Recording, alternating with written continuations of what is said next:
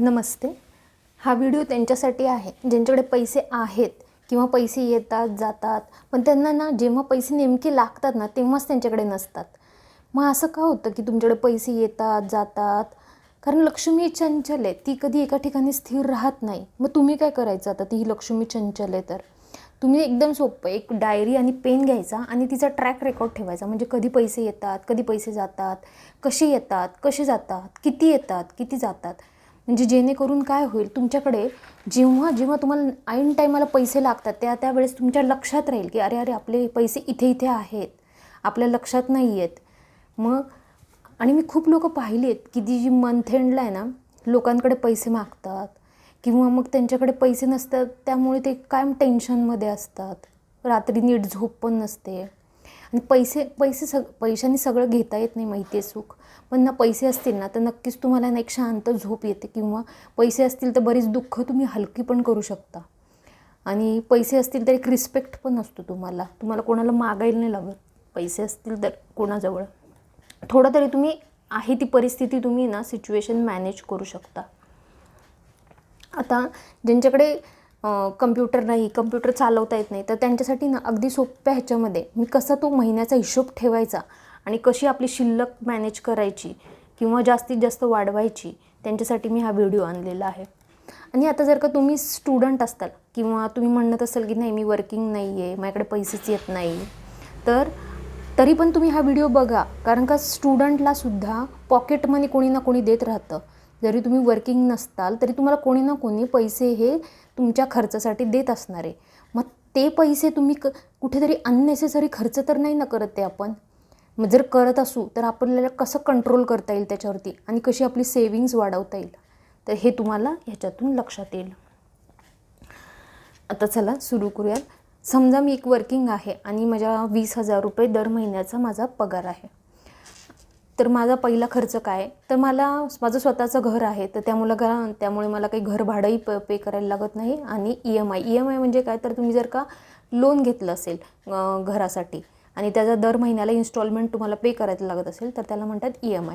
तर तोही मला काही पे करावं लागत नाही, कारण माझं घरावरती काही लोन नाही. मग त्यामुळे हा माझा खर्च 0 आहे. जर तुम्ही भाड्याच्या घरात राहत असाल किंवा लोन घेतलं असेल तर इथे तुमचा मग हा खर्च वाढेल. दर महिन्याला मला लाईट बिल पे करायला लागतं 500 रुपये. नंतर मी वर्किंग आहे, मी जॉब करते, म्हणून मला कामवाली बाई ठेवायला लागली, तिला मला 3,500 रुपये द्यायला लागतात. नंतर दूध मी दर दिवसाआड घेते, तर म्हशीचं दूध घेते, तर साधारण मला 1,500-1,500च्या आसपास मला खर्च येतो. नंतर मला एक लहान मुलं आहे, तर मला त्याचं साधारण शिक्षणाचा किंवा त्याच्या छोट्या मोठ्या गोष्टींचा मला 1,000 रुपये दर महिन्याला खर्च येतो. आता इथेच जर तुम्हाला 2 मुलं असतील किंवा त्यांचं जरा थोडंसं शिक्षण जास्त असेल, म्हणजे कॉलेजमध्ये असतील, हायर स्टडीजमध्ये असतील, तर तुमचा हा खर्च त्याप्रमाणे वाढेल. गॅसचं साधारण मला 1,000 रुपये, त्याचं रिपेअरिंग वगैरे धरून मला साधारण 1,000 रुपये खर्च येतो.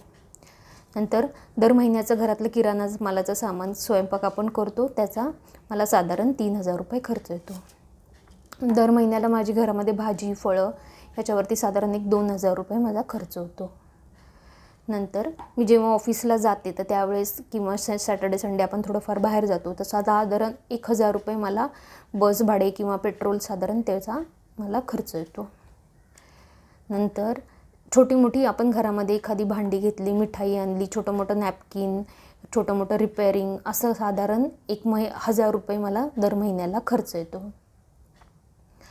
आणि महिन्यातून दुसऱ्या वेळेस पाहुणे आले किंवा कोणाला भेटवस्तू दिली किंवा एखादं छानसे कपडे घेतले, काही घरामध्ये छोटं मोठं सामान घेतलं, तर त्याचा मला एकदम ते अचानक आलेला खर्च साधारण मला 2,000 रुपये महिन्याला असा खर्च येतो. तर टोटल माझा असा दर महिन्याला 16,000 रुपये 500 रुपये खर्च येतो. आता तुमच्या इथे लक्षात आलं का की माझा पगार आहे तो आहे 20,000 रुपये आणि माझा खर्च होतो आहे 16,500 रुपये.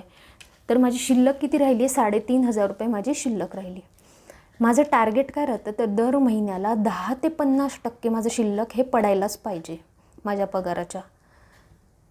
म्हणजे मला आता पुढच्या महिन्यामध्ये माझ्याकडे किती शिल्लक राहिले बघा. माझा पुढच्या महिन्याचा येणारा पगार 20,000 प्लस हे 3,500 रुपये मागचे शिल्लक राहिले, तर माझ्याकडे असं 23,500 रुपये ही टोटल शिल्लक राहिली पुढच्या महिन्याच्या खर्चासाठी. आता हे जे ट्रॅकिंग ठेवलं ना, याच्यामुळे काय होतं की मला इथे लक्षात येतं की मी इथे कुठला असा विनाकारण खर्च नाही ना करत आहे अननेसेसरी. आणि जर मी करत असेल तर तुम्हाला व्यवस्थित त्याच्यावरती ॲक्शन घेता येते की मी तो टाळू शकते. हे असं करून हे अगदी छोटं गणित मांडून काय होणार आहे फायदा. कारण का ना, खूप लोकांची स्वप्न असतात की कोणाला उच्च शिक्षणासाठी पैसे हवे असतात, कोणाला घर घ्यायचं असतं, गोल्ड घ्यायचं असतं, सिल्वर घ्यायचं असतं, दागिने घ्यायचे असतात, कोणाला लग्नासाठी इमर्जन्सीसाठी पैसे लागत असतात किंवा औषध पाण्यासाठी. तर हे जे असे मोठे मोठे खर्च एकदम येतात ना जे, तर त्यावेळेस आपल्याला हे छोटे हे आपण केलेले नियम किंवा हे छोटे दर महिन्याला आपण हे केलेलं नोटिंग रेकॉर्डिंग हे आपल्याला उपयोगी पडतं. हे फक्त या महिन्याचं झालं, असं मी दर महिन्याला करत जाणार. हे वर्ष 2 वर्ष ह्याच्यामध्ये मी चेंजेस करत जाणार. जसं माझं नवीन माझे खर्च वाढत जाणार, इन्कम वाढत जाणार, तसं त्यामध्ये मी चेंजेस दर महिन्याला करत जाणार. आणि अधिकाधिक माझी शिल्लक कशी राहील याच्यावर मी जास्त फोकस करणार. जर तुम्ही म्हणजे तुमचं मे बी लोकेशन वेगळं असू शकतं, आर्थिक परिस्थिती वेगळी असू शकते, तुमच्या घरामध्ये माणसं जास्त असू शकतात, कमी असू शकतात, त्याप्रमाणे तुमचे खर्च हे चेंजेस होऊच शकतील यामध्ये. पण एक साधारण मी तुम्हाला कल्पना दिली की हे मी माझं स्वतःचं असं मी तयार करून देते, जेणेकरून मला पुढच्या महिन्याचं एक बजेट पण तयार करता येतं, अंदाज घेता येतो.